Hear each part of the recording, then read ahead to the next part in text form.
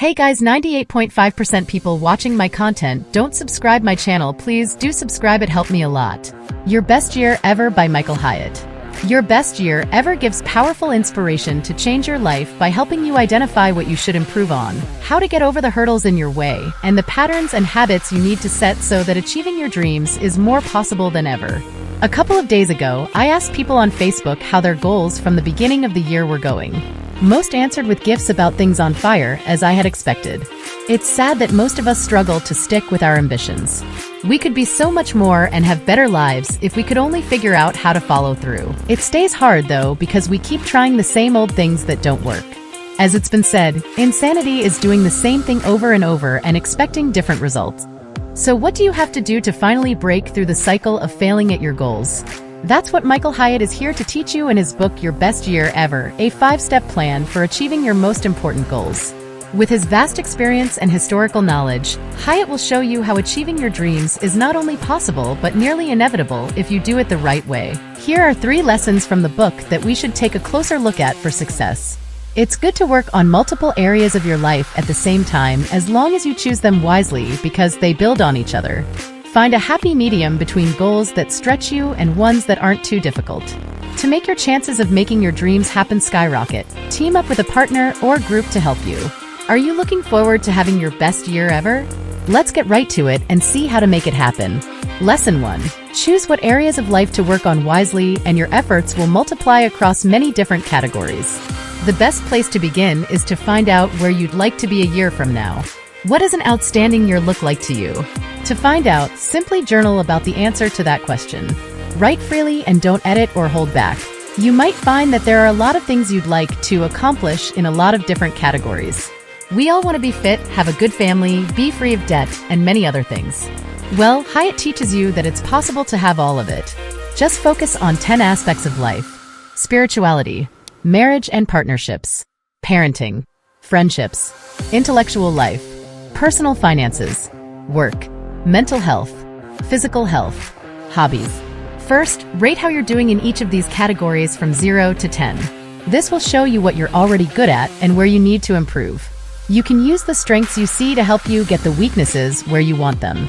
Now, recognize how each of these categories affects the others, and you'll see how you don't need to be overwhelmed by them all. You'll become more productive at work, for example, if things are good in your relationships and at home. And your opportunities of meeting your future spouse improve as you work on your friendships. Find the few things that will make the biggest impact on everything else and focus on those.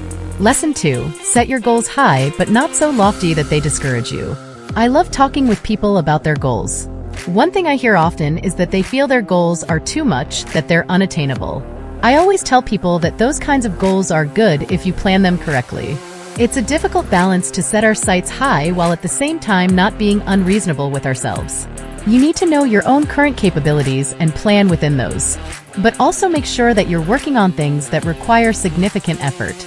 If you want to write a book, for example, you're not going to be a Nobel Prize winner if it's your first.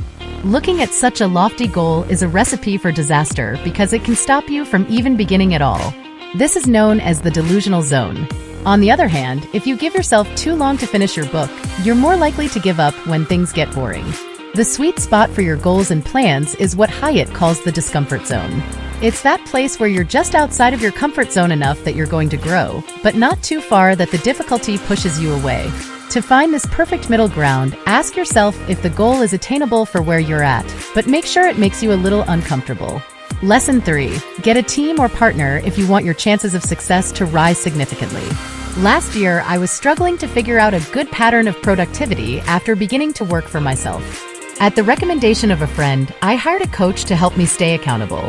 My rate of progress quickly improved like I hadn't ever imagined possible.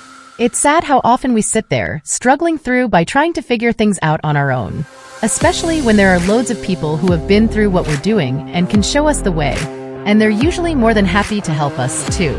Not only that, but there are also dozens of people right around us that are probably also working on the same things. All we need to do is find them. If I told you that I wanted to get good at playing the piano, what would you tell me? You'd say I should get a piano teacher, right? It seems obvious in terms of learning music, but it's a little harder to accept hiring a coach to help us with learning how to live well. Once we do, however, everything in our lives improves rapidly. They can see things that we need to improve and ways to do it that would have taken us years to figure out on our own. Hey guys, thank you so much for watching my video. If you enjoyed it, don't forget to hit the like button and subscribe for more content. Let me know your thoughts in the comments and I'll catch you in the next one. Have a great day.